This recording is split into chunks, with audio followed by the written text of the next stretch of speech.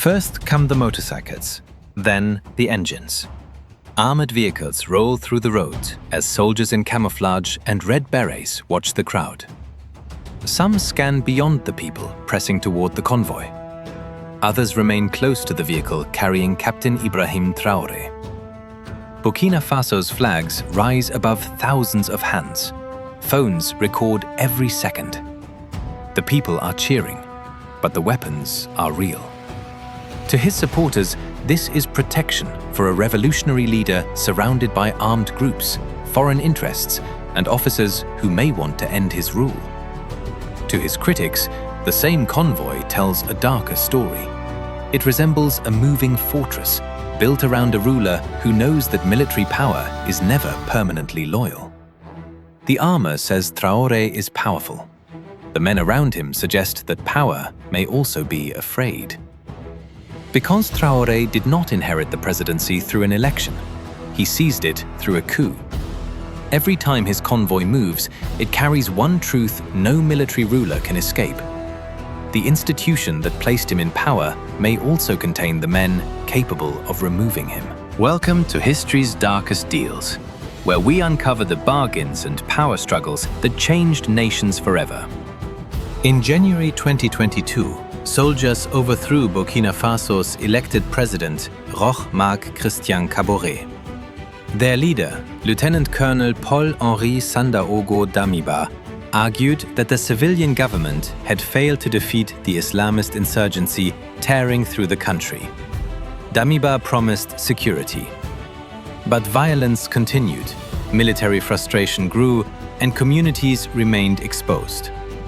Only 8 months later, another group of officers turned against him.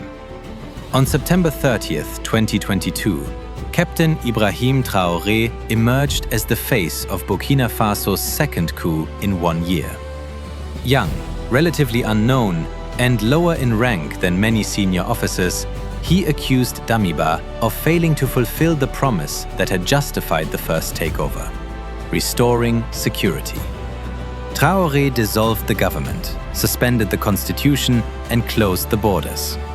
Damiba resigned and left for Togo.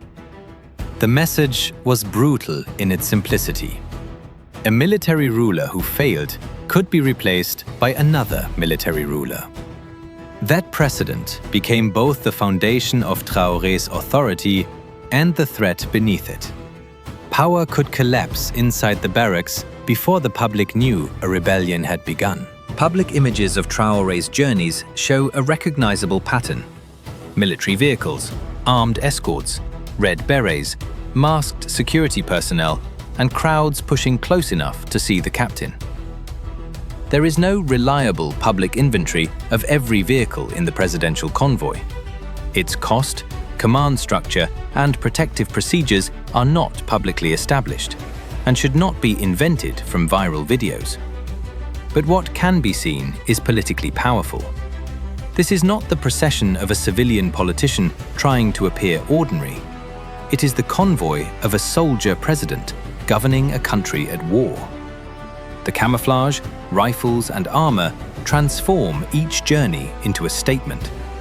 The convoy says the state is alert and the commander protected, but still moving through the country rather than hiding behind palace walls. Traoré has appeared close to cheering crowds, sometimes visibly positioned in military vehicles. The display creates a careful image: protected but not hidden, threatened but not afraid, surrounded by armed men, yet presented as belonging to the people.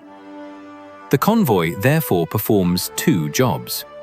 It shields the president's body, and it creates a picture of control. The fear of another coup is not merely a theory created by outsiders. In September 2023, Burkina Faso's government announced that intelligence services had stopped an attempted coup. Officers were arrested, while others were reportedly sought. The authorities initially provided few details, and the allegations were not independently established in public at the time.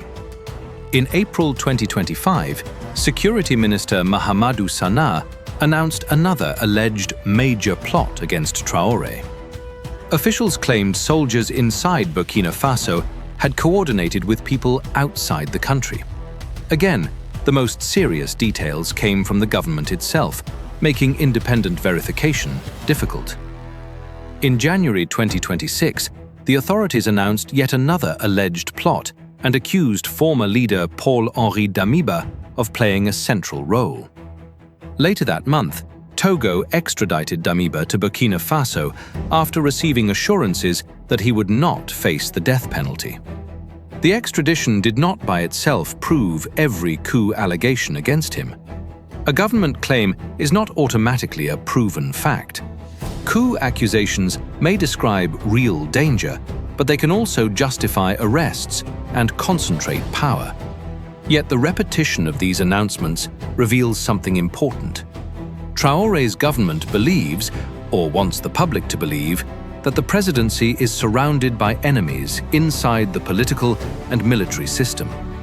The greatest danger may not be a gunman hidden beside the road, it may be an officer who already knows the road. A civilian president can fear the army. A military president must fear the army while depending on it. Traore needs commanders to hold territory, gather intelligence, and lead operations against armed groups. He needs loyal soldiers around his residence and convoy. He must trust men who carry weapons, command units, and understand the weaknesses of the state. But those same qualities make soldiers politically dangerous. Every promotion creates losers. Every battlefield defeat produces anger. Every removed commander may retain influence and resentment. Traore himself proved that rank alone does not decide who can seize control. A captain with enough support, timing, and access overthrew a lieutenant colonel. Presidential protection is therefore not only about armor, it is about who selects the guards, receives intelligence, and commands units nearest the capital. The convoy may look strongest when crowded with soldiers, but every armed man near a coup-born leader also represents a question. Will he remain loyal tomorrow? Traoré rose while Burkina Faso was breaking with France and placing sovereignty at the center of a new national direction. French troops left. Relations with Paris deteriorated. Cooperation with Russia expanded.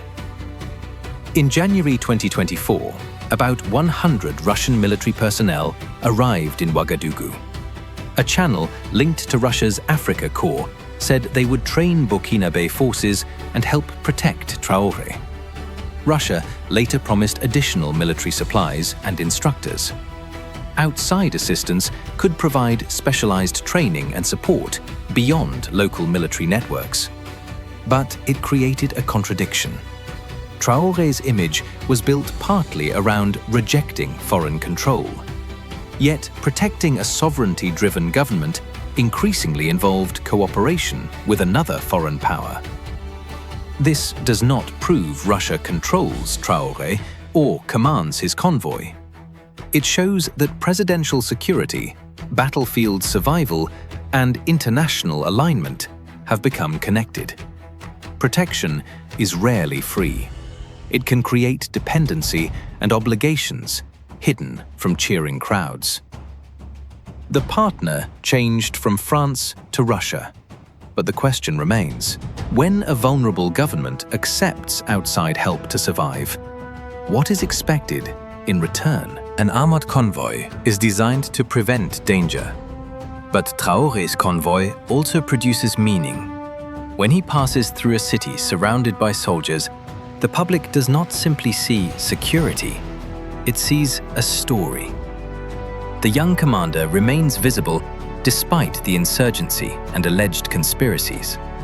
The crowd signals legitimacy, the soldiers authority, and the armor a serious threat. Together, they turn a journey into political theater. This does not mean every supporter is staged or every cheer manufactured. Traore's language of sovereignty, self-reliance, and resistance to foreign domination has generated real admiration in Burkina Faso and beyond. His youth, military image, and association with Thomas Sankara have helped make him larger than an ordinary transitional leader. But affection and political theatre can exist together.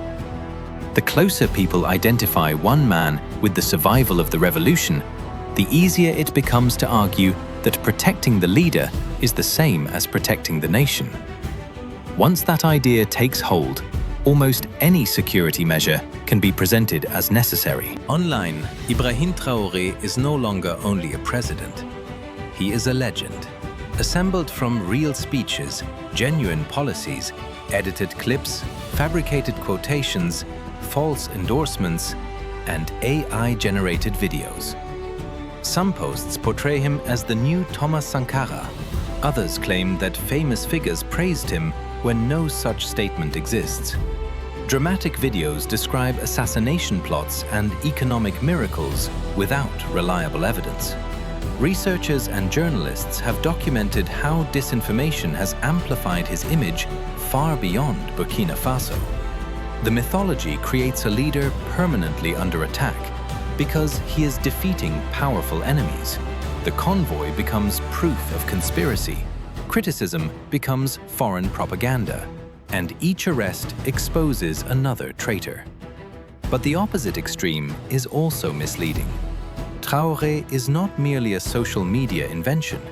He is responding to a real war, real frustration, and a long history of foreign interference in the Sahel. The honest story lies between worship and dismissal. A young officer has become the container for millions of hopes. That gives him extraordinary power and reason to fear what happens if the legend breaks. Beyond the vehicles, Burkina Faso remains trapped in a conflict involving armed groups linked to Al-Qaeda and Islamic State, national forces, and pro-government civilian auxiliaries. Traoré's government says it has recovered territory and enabled displaced families to return. But insurgents continue to attack communities and security forces. Human rights organizations have also accused Burkinabe troops and pro-government forces of killing civilians, while armed Islamist groups have committed massacres, kidnappings, and other atrocities. Restrictions on journalists and critics have made independent investigation harder. This is the moral contrast at the heart of the convoy. One man travels through danger surrounded by armor because the country is unsafe. Millions live inside that same danger without armored vehicles, elite guards, or intelligence teams. Farmers must reach fields, children must reach schools, and families must cross roads where a checkpoint or explosive can change their lives in seconds. The true measure of national security is not whether the president reaches his destination. It is whether ordinary people can reach theirs. When Traoré took power, military rule was presented as a transition, not a permanent destination. But in May 2024, a new charter extended the transition for 60 months from July 2024.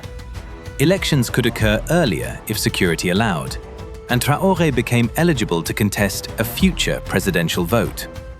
Then the political space narrowed further. In January 2026, the government dissolved all political parties. In April, Traoré said people needed to forget about democracy, arguing that democracy was unsuitable while Burkina Faso remained in a revolutionary struggle. This is the darkest bargain surrounding the convoy. The government asks for more time, more power, and fewer democratic limits in exchange for security, sovereignty, and eventual victory. Supporters may see the sacrifice as necessary. Critics see an emergency with no clear ending. War can delay elections. Coup allegations can turn dissent into danger.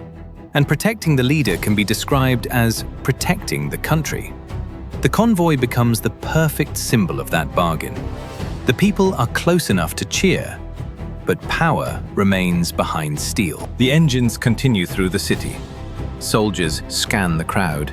Supporters reach toward the vehicle carrying the captain, who overthrew one military ruler and now lives with the possibility that another officer may attempt the same thing.